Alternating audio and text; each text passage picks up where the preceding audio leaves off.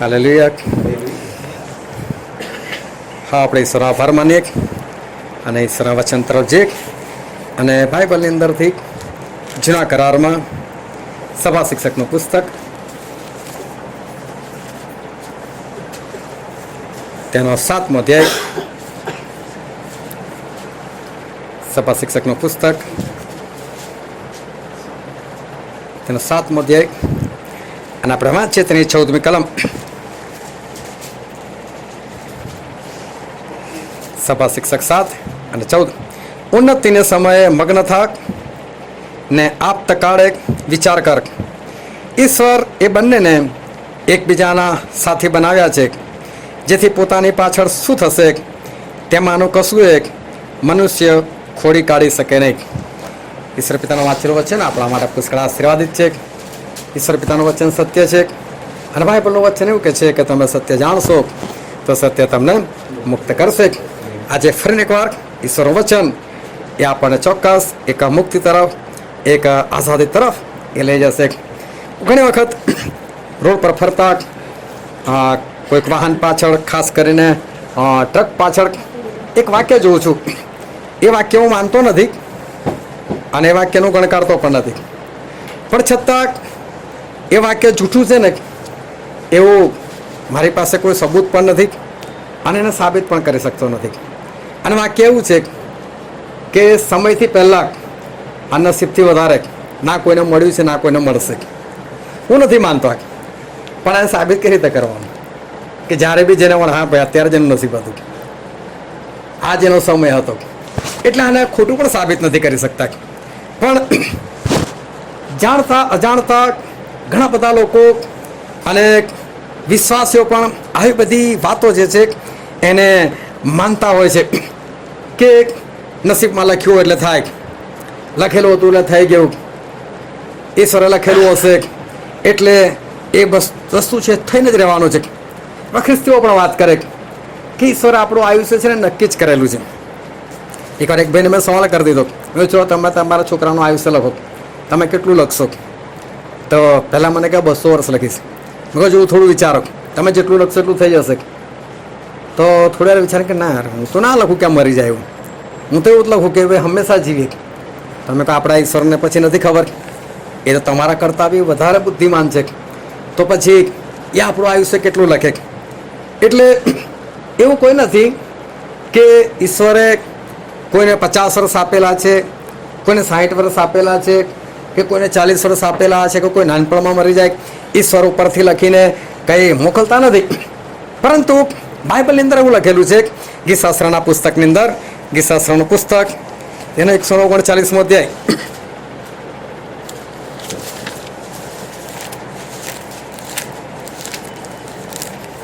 અને 16મી કલમમાં એવું લખેલું છે કે મારો ગર્ભ તારી આંખોએ જોયો છે અને મારું એક કે અંગ થયેલું ન હતું, ત્યારે પણ તેઓ સર્વ તેમ તેઓના ઠરાવેલા સમય તારા પુસ્તકમાં લખેલા હતા.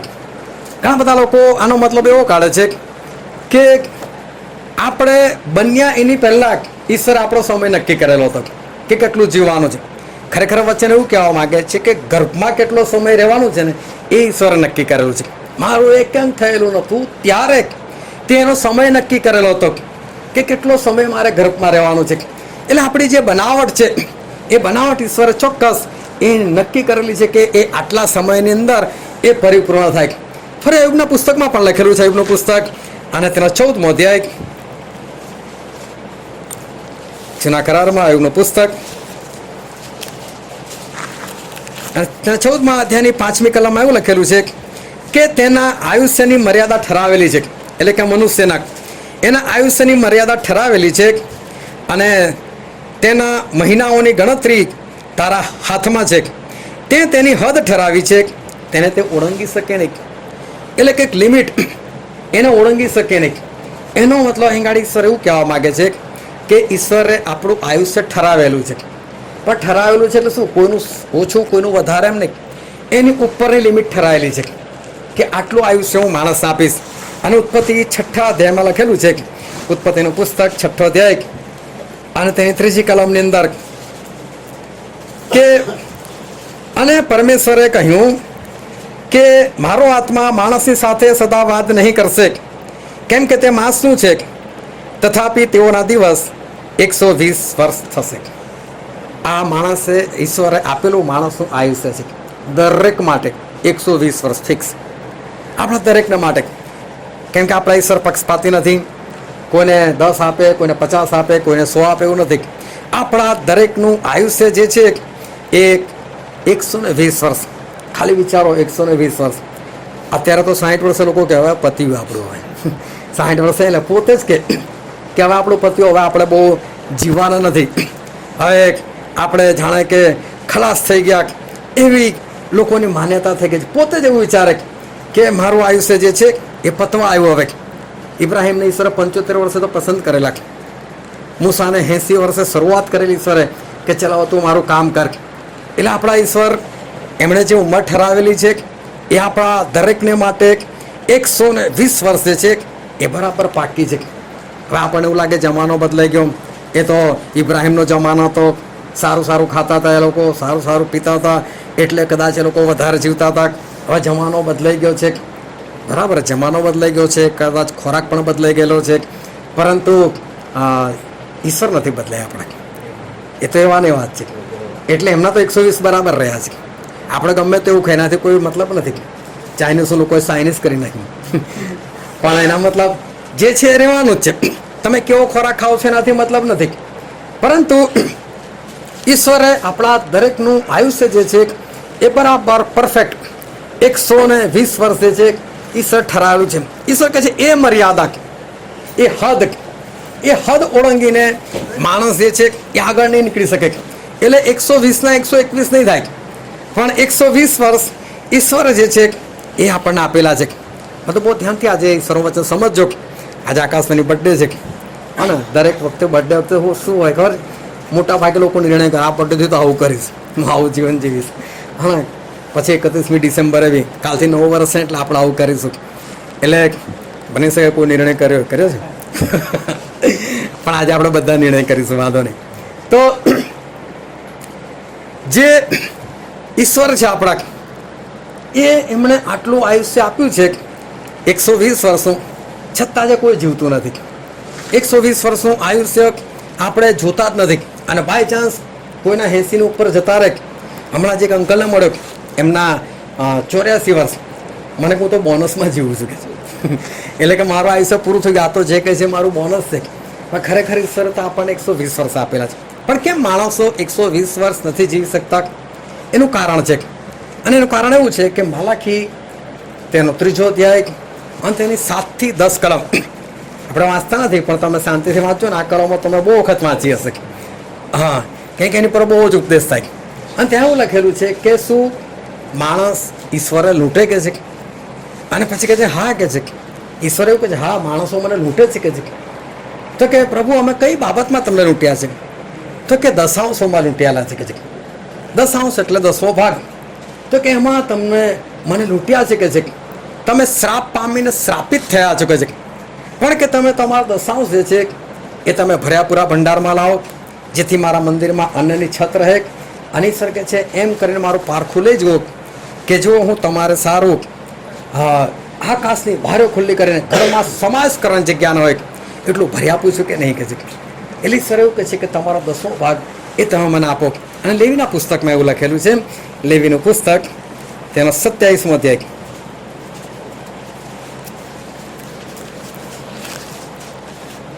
અને 33મી કલમમાં એવું લખેલું છે કે અને ભૂમિની સર્વ ઉપજ, પછી જે ભૂમિનું બીજ હોય કે ઝાડનું ફળ હોય, પણ તેનો દશાંશ યહોવાનો છે, તે યહોવાને સારું પવિત્ર છે.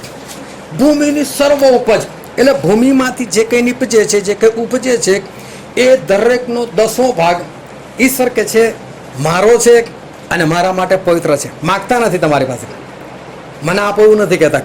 પણ આપણા ઘરમાં પડોશી આવે અને પછી આવીને એવું કહે કે ભાઈ આ પ્લેટ મારી છે, તો કેવા શું માગે છે? મારી છે, મને આપી દો. ઘરમાં રાખી મૂકે છે. એકવાર એક ભાઈએ એની પત્નીને કીધું આ ચમચી કટોરો આ બધું સંતાડીને મૂકી દે કે છે મારા મિત્રો આવી રહ્યા છે કે છે.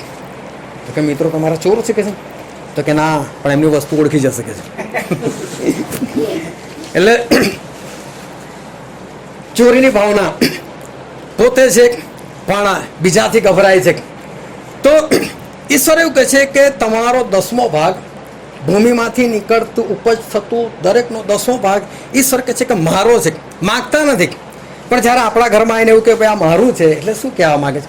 મને આપી દો, તમારી પાસે ના રાખો, આ મારો છે અને મારે સારું પવિત્ર છે. પણ એ ખાસ શબ્દ વાપરેલો છે, ભૂમિની સર્વ ઉપજ. હવે કોણ કેટલું કમાય છે મારે એનાથી મતલબ નથી, પણ ભૂમિની સર્વ ઉપજ ઈશ્વરે જ્યારે આદમને બનાવ્યો ત્યારે શામાંથી બનાવ્યો? માટીમાંથી બનાવ્યો. આજે પણ જ્યારે કોઈ મૃત્યુ પામે ત્યારે પાસ્ટર સાહેબ શું કહે છે? માટીમાંથી લેવાયો તો માટીમાં પાછો જશે. એટલે આપણે બધા શું છે? માટીની ઉપજ. આપણે માટીમાંથી પેદા થયેલા છે. આપણો 10મો ભાગ, પૈસા નહીં, આપણો 10મો ભાગ, આપણે જે જીવન જીવીએ છીએ ને એનો 10મો ભાગ ઈશ્વર કહે છે મારો છે કે છે, અને મારે સારું એ પવિત્ર છે. એટલે ઈશ્વર એવું કહેવા માગે છે કે મારો છે ને તો તમે મને આપી દો કે છે. હવે આપણો 10મો ભાગ, હવે હમણાં જ આપણે જોયું કોનું આયુષ્ય કેટલું છે ઈશ્વરે ઠરાઈને આપેલું છે, 120 વર્ષ પાક્કું. પણ પૃથ્વી પર કોણ કેટલું જીવવાનું છે ખબર નહીં, પણ ઈશ્વર આપણને આપેલું છે 120 વર્ષ. હવે રોજ તમે સવારે ઉઠો તો આપણો એક દિવસ એ 24 કલાકનો હોય.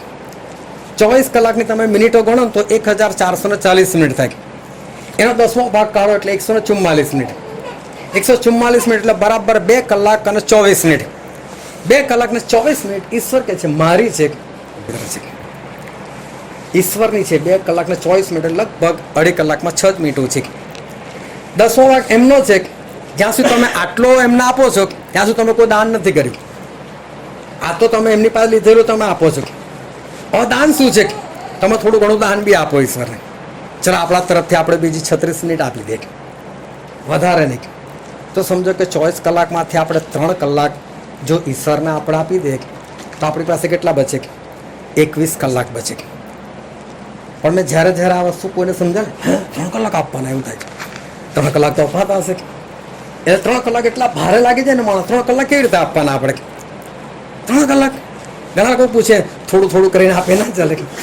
સવારે થોડું બેસે, બપોરે થોડું બેસે, સાંજે બેસે, એમ કરીને ના ચાલે. તો માણસને છે ને આ બહુ ભાર લાગે. હું કોના તમે ઉલટું વિચારો, 24માંથી 3 કાઢી નાખો, હે 21 કલાક મારા, તો આપણે લાગે ને હા 21 કલાક છે મારા. તો પેલા 3 કલાક આપણને બહુ ઓછા લાગે.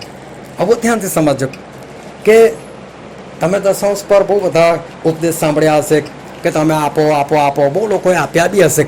પણ કોઈના ઘરમાં આવો આશીર્વાદ કોઈએ નહીં જોયો હોય કે તમારા ઘરમાં સમાજ ગ્રહણ જગ્યા નહીં હોય એટલું આપીશ. મળ્યું કોઈને કદી? જેટલા બી 10મો ભાગ આપે, 10થી વધારે આપે, જ્યારે કોઈ બી પૂછી જોયું નહીં મળ્યું હોય લોકોને કદી પણ. ઈશ્વર વચન ખોટું નથી, પણ નથી કેમ મળતું? કારણ કે પૈસા કંઈ મહત્વના નથી.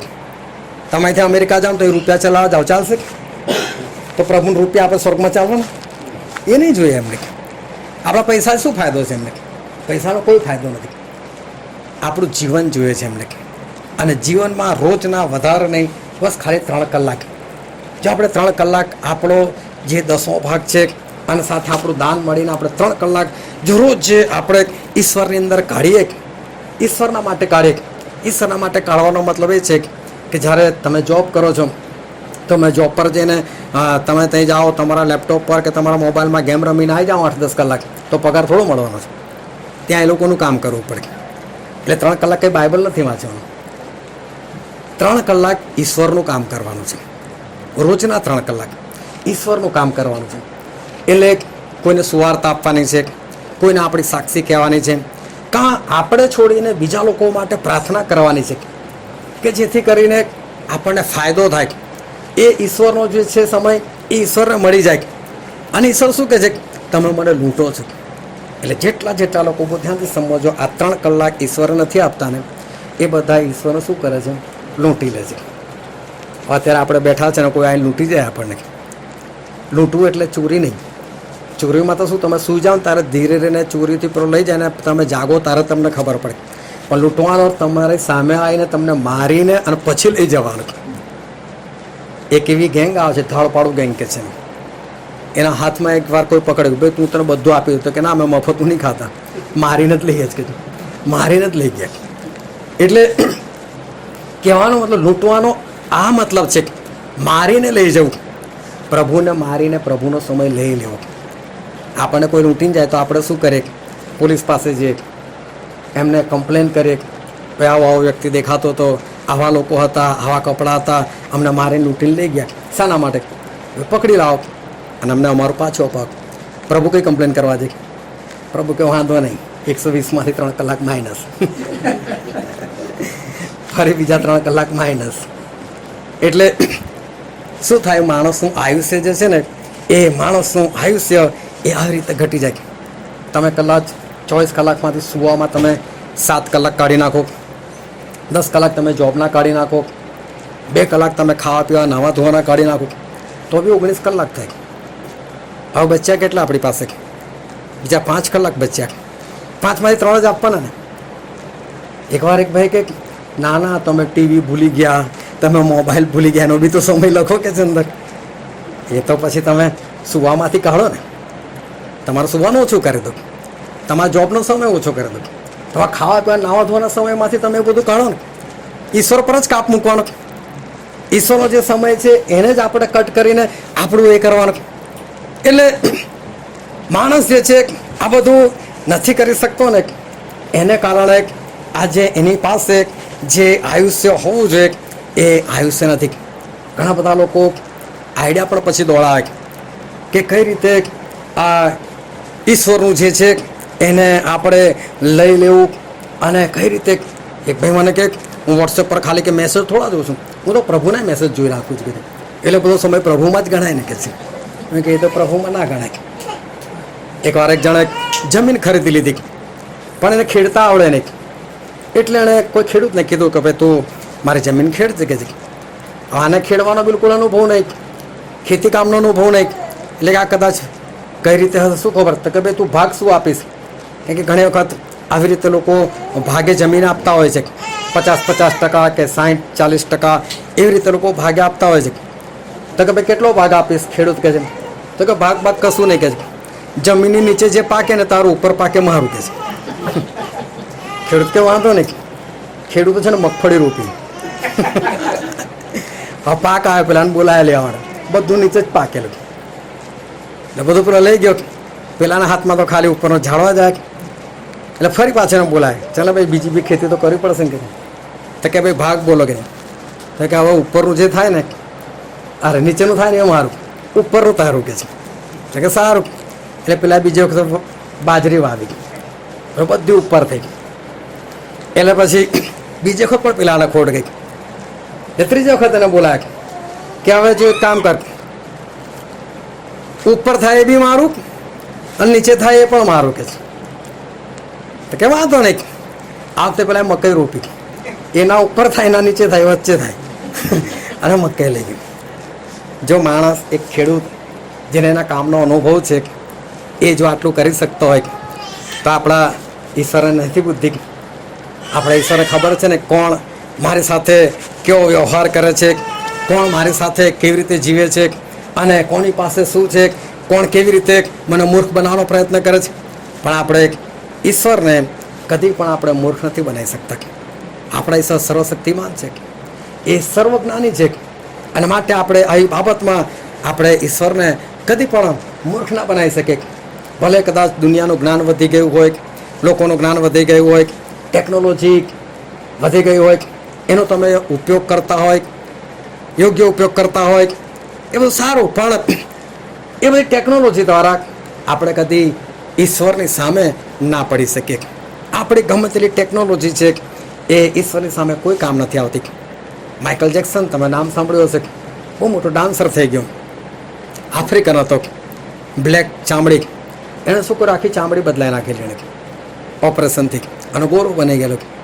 અને એની ઈચ્છા હતી કે હું 150 વર્ષ જીવું. એટલે એણે છે ને અમુક ડૉક્ટરોની પાસે રાખેલા, ક્યારે ખાવું, કેટલું ખાવું, અને ખાતા પહેલાં લેબોરેટરીમાં ચેક કરાવવાનું. એટલી બધી કાળજી રાખે. ઘણા માણસોને એણે રાખેલા જેના બ્લડ ગ્રુપ સાથે મેચ હોય, એની કિડનીઓ મેચ થતી હોય, એટલે બાય ચાન્સ કિડની ફેલ થઈ જાય, બીજું કશું થઈ જાય તો પેલાને બદલી નાખવાનું પેલામાંથી. પૈસા આપીને લોકોને રાખી મૂકેલા, બહુ મોટી ટીમ રાખી મૂકેલી, પણ એ લગભગ 50 વર્ષની આસપાસ એ તો મૃત્યુ પામ્યો. એટલે સુધી કે મા બાપ પણ ભાડેથી લઈ આવેલો, ગોરા મા બાપ રાખેલા એને, જે ઓરિજિનલ મા બાપ હતા એને અલગ હટાવી દીધેલા, અને ગોરા મા બાપને એણે ભાડે રાખેલા. એને શરમ લાગતી હતી કે મારા મા બાપ બ્લેક છે એમ, એટલે લોકોની આગળ એ દેખાડે કે આ ગોરા છે, એ લોકો મારા મા બાપ છે કે નહીં. અને બાઇબલની અંદર નિર્ગમન 20:12 અંદર લખેલું છે કે તું તારી મા અને તારા બાપનું સન્માન કર, કે જેથી કરીને તું દીર્ઘાયુષ્ય પ્રાપ્ત કરે, તને લાંબુ આયુષ્ય મળે. લાંબુ આયુષ્ય તો ડૉક્ટર રાખવાથી નથી મળતું, લાંબુ આયુષ્ય લોકોને રાખવાથી, પૈસા ખર્ચવાથી નથી મળતું, પણ ઈશ્વર કહે છે કે તારા મા બાપ જે છે એનું કહે છે કે તું સન્માન કર. અને માઇકલ જેક્સન ફક્ત 50 વર્ષમાં એ તો ખલાસ થઈ ગયો. જો તમે 120 વર્ષનું આયુષ્ય એની અંદર રોજ જે તમે ફક્ત 3 કલાક કાઢી નાખો ઈશ્વર માટે, તો ટોટલ 15 વર્ષ ઈશ્વરના જાય. અને પછી બી આપણી પાસે કેટલા બચે? 105 વર્ષ. એટલું તો આમે નથી જીવતા, એના કરતાં આપી દઈએ તો ના જીવાય. એટલે ઈશ્વર જે છે, ઈશ્વર કહેવા માગે છે કે તમે તમારો 10મો ભાગ આપશો ને, હું આપીશ કે છે તમને, એનો બદલો હું તમને આપીશ. પણ જ્યારે માણસ જે છે એ લૂંટી લેનાર બની જાય, ત્યારે એની પરિસ્થિતિ એવી થઈ જાય કે 70-80 વર્ષની અંદર એ ખલાસ થઈ જાય. એમાં બી એનો કેટલો બધો સમય તો દવાખાનામાં જ જતો રહેલો હોય, 2-4 ઓપરેશનો થઈ ગયેલા હોય, બ્લડ પ્રેશર અને ડાયાબિટીસની દવાઓ લઈ લીધેલી હોય, અને એવી રીતે માણસ જે છે એ 70-80 વર્ષ જે છે એ પૂરા કરે. પરંતુ આપણું આયુષ્ય જે છે એ ઈશ્વર તરફથી મળેલું આપણને એક અમૂલ્ય ભેટ છે. આ જે જીવન આપણને મળેલું છે એ ખરેખર બહુ જ અમૂલ્ય એક ભેટ છે, પરંતુ એ ખબર પડવી જોઈએ. એકવાર એક આંધળો ભિખારી હતો અને ભીખ માગતો હતો, સામે એણે ચાદર પાથરેલી હતી. લોકો પૈસા નાખી જાય, વાંસળી બહુ સરસ વગાડી શકે, એ વાંસળી વગાડે, લોકો સાંભળે, લોકો જે હોય ત્યાં નાખીને જતા રહે. એક ભાઈ હતો, એ ત્યાંથી પસાર થતો હતો, બાજુમાં બસ ડેપો હતો, એણે બસ પકડવાની હતી, એ ત્યાંથી પસાર થતો હતો. અને એણે જોયું તો પેલા આંધળાની જે ચદર એણે પાથરેલી હતી ત્યાં સરસ એક મોટી કેડબરી ચોકલેટ એણે કોઈ મૂકીને જતો રહેલો હતો. આંધળો પૈસા એ બધો લઈ લે અંદર, પણ પેલી કેડબરી છે ને એને ખબર નહીં કે આ શું હશે. પહેલાં એનું કે આ છોડ, આ નથી લેવાનું. પહેલાંને તો ચોકલેટ જોઈને મોંમાં પાણી આવી ગયું કે આ સરસ ચોકલેટ છે ને, આંધળાને ખબર જ નથી. એની બસ આવી તો બસમાં બેસીને જતો રહ્યો, પણ રસ્તામાં વિચારતો હતો કે કોઈએ કેટલી સરસ ચોકલેટ એને ભેટમાં આપેલી છે, પરંતુ આંધળાને એ ચોકલેટ શું છે નથી ખબર. એને એના વિશે કોઈ જ્ઞાન નથી. જ્ઞાન હોત તો એ પોતાની પાસે એ રાખી લેત, એને ખાત, એનો સ્વાદ માણત. માણસને ઈશ્વરે જે અદ્ભુત આ જીવન આપેલું છે એ જીવનનું મૂલ્ય નથી ખબર. જે આપણને સમય આપેલો છે એ સમય નથી ખબર કે આ સમય શું કહેવા માગે છે, સમય કેવો છે, એ આ જે માણસ જે છે એ માણસને નથી ખબર. પરંતુ જ્યારે પરિસ્થિતિ આવે ત્યારે માણસને સમય જે છે એ સમજાય ને. એક ભાઈ એ બાય ચાન્સ દરિયામાં ખબર નહીં કઈ રીતે એ ડૂબવા લાગ્યો. ગયો હશે અંદર, કદાચ હોડી ઊંધી પડી ગઈ હશે, ખબર નહીં, પણ દરિયામાં એ ડૂબવા લાગ્યો. એના ઉપર જઈને પ્રાર્થના કરી કે ઈશ્વર મને બચાવેલો કે છે, હું તમને છે ને બિરયાની ખવડાવીશ કે છે. અને પાછળથી એક મોટી લહેર આવી અને પાછળથી એને એવી ઝાપટ વાગી સીધો કિનારા પર. જેવો કિનારા પર આવ્યો, કઈ બિરયાની કે છે, તરત જ બીજી લહેર આવી, પાછો અંદર. પ્રભુ પૂછતો તો ચિકન બિરયાની કે મટન બિરયાની, સમજો તો ખરા કે. હવે ફરી પાછું મને અંદર લઈ લીધું. એટલે માણસ એ પરિસ્થિતિમાં પડે ને ત્યારે એને યાદ આવે કે સમય, જીવન એ કેટલું બધું મૂલ્યવાન છે. પરંતુ જ્યારે પરિસ્થિતિ જતી રહે એટલે ફરી પાછો માણસ જે છે એ એવું લાગે છે કે કશું જ નથી. અત્યારે લગભગ છેલ્લા 7-8 મહિનાથી આ પૃથ્વી પર કોરોનાએ હાહાકાર મચાવી દીધો. લગભગ ગયા નવેમ્બરની અંદર ચીનની અંદર શરૂઆત થઈ. આપણે ત્યાં આવતા આવતા થોડી વાર લાગી. બહુ લોકોએ બધા વિડીયો બનાવ્યા, બહુ લોકોએ કોરોનાની મજાક ઉડાવી, અને લોકોને એવું કે ઇન્ડિયાવાળાનું કંઈ નહીં થાય, ફલાણું ઠીકણું. પરંતુ અત્યારે ભારતની હાલત પણ ખરાબ થઈ ગઈ, અને ચારે બાજુ કોરોનાને કારણે લોકો જે છે એ બહુ મુશ્કેલીમાં છે, તકલીફની અંદર છે, અને લોકો એ ગભરાઈ ગયેલા છે. લોકોને સમજ નથી પડતી કે શું થશે. અમેરિકા વર્લ્ડની અંદર ફર્સ્ટ નંબર હથિયાર વેચવાની અંદર. એને કોઈ મિસાઇલ, એને કોઈ ગોળી, કશું જ કામ નથી કરતું આ કોરોનાની સામે. કે એક મિસાઇલ છોડી દે ને કોરોના ખલાસ થઈ જાય, નહીં.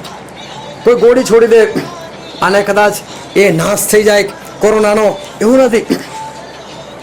ઇટાલી એ વર્લ્ડમાં મેડિસિનની અંદર સેકન્ડ નંબર, અને તો પણ એની હાલત જે છે ખરાબ થઈ ગઈ, અને ઢગલો લોકો જે છે એ ઢગલો લોકો મૃત્યુ પામ્યા. ઘણા બધા લોકોનો એ કોરોનાને કારણે એ લોકોનો નાશ થયો. હું તો કહું છું કે જો કદાચ નસીબ છે, જો કદાચ કોઈ લખેલું છે, એવું જે લોકો માને છે, એ લોકો બિંદાસ ના રહેવું છે કે નસીબમાં કોરોના લખ્યો થશે, શું કામ માસ્ક પહેરવાની જરૂર છે, શું કામ સેનેટાઈઝર લગાવવાની જરૂર છે. બિંદાસ પહેરો. હું તો કહું છું કોરોનાના વોર્ડમાં જઈને ફરી આવો, કશું નથી થવાનું. જો તમે ખરેખર નસીબમાં માનો છો કે પછી આવું ખરેખર લખેલું જ હોય છે કે ઈશ્વર કંઈ નક્કી જ કરેલું હોય છે, તો બિંદાસથી ફરો. થવાનું હશે તમે ઘરમાં બી થશે, એવું માનવું છે ને. પણ કેમ બધા બિંદાસ નથી ફરી શકતા? એટલે ત્યારે લોકોને ખબર પડે, ના ભાઈ નસીબ વસીબ નહીં, સાવચેતી રાખવી પડશે. સરકારે જાહેર કર્યું કે તમે સેનેટાઈઝર વાપરો, તમે ડિસ્ટન્સ રાખો. હવે છેલ્લા કેટલા સમયથી લોકડાઉનને જે કંઈ પરિસ્થિતિ સર્જાઈ, ઘણા બધાના મેરેજ થયા. એક ભાઈ અને બહેનનું મેરેજ હતું, અને એ લોકોની પાસે પૈસા નહોતા. મને કે પ્રાર્થના કરો ને પૈસા મળી જાય. સારું, પ્રાર્થના કરતા હતા, પૈસા મળે જ. મને કે જ્યાં જે ત્યાંથી ના પાડે છે. અને મેરેજને અઠવાડિયું જ બાકી હતું, અને ત્યારે હું એ લોકોને મળ્યો. મેં કહ્યું પૈસાની વ્યવસ્થા થઈ? તો કે ના, હજુ પણ નથી થઈ કે છે. અને ફેબ્રુઆરી મહિનો હતો, અને એ સમયે અચાનક લોકડાઉન થઈ ગયું. મને કે હવે શું કરીશું કે છે. મને કે મારા છોકરાના થનાર સસરા તો એવું કહે છે હવે આવતા વર્ષે લગ્ન કરીશું. મેં કહું ના, કહેજો કે હમણાં જ બરાબર છે, હમણાં કરી જ નાખીએ લગ્ન. હવે લોકડાઉન, પોલીસોએ ના પાડી દીધી, કોઈ જાન નહીં લઈ જવાનું, કશું નહીં. પોલીસવાળા આવ્યા, 2 જણને લઈ ગયા, છોકરીને લઈને લઈ આવ્યા. જે છોકરીનું લગ્ન હતું એના માટે પણ પોલીસવાળા 2 જણને લઈને આવ્યા. આ લોકોએ છોકરીને મોકલી આપી, ખર્ચો જ ના થયો. મેં કીધું કે સારું થયું ને, મેં કીધું.